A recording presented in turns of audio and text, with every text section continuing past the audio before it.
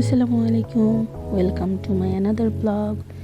কেমন আছেন সবাই? আশা করছি আপনারা সবাই অনেক অনেক ভালো আছেন। আলহামদুলিল্লাহ, আমি আপনাদের সবার দয়া অনেক ভালো আছি। তো আজকে আমি নিয়ে আসলাম ইলিশ বেগুন। সবাই রান্না করি, কিন্তু এক একজনের এক এক ধরনের স্টাইল।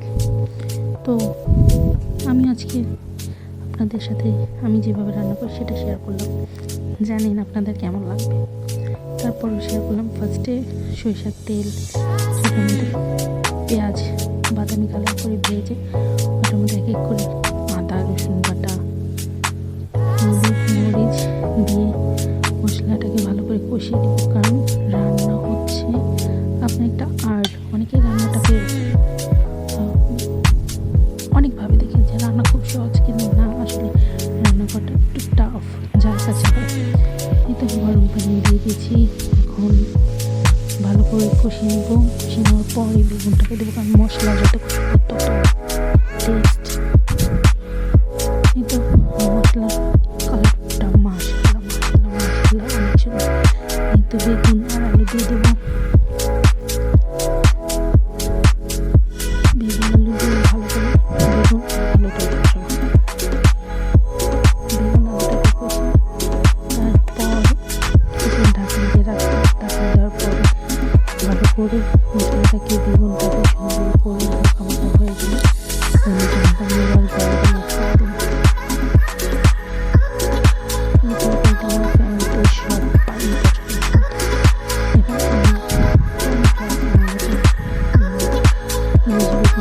পছন্দ করে।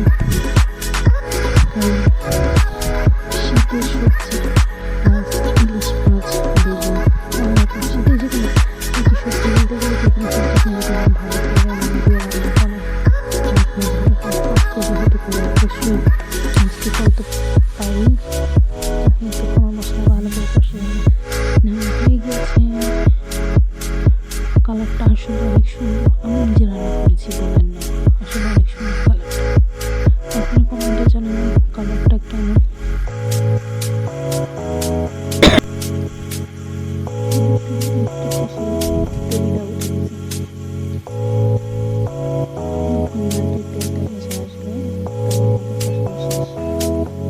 ঝোলটা দিয়ে দেবো।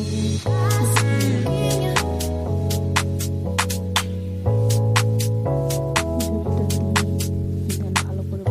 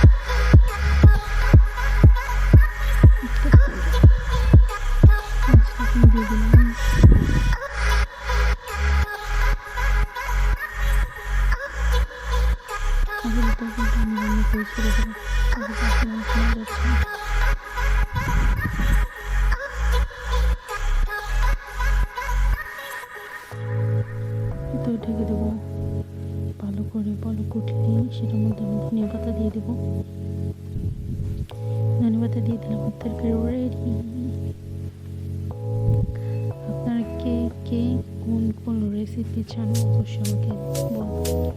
আর ইনশাল্লাহ আমি জানি আপনারা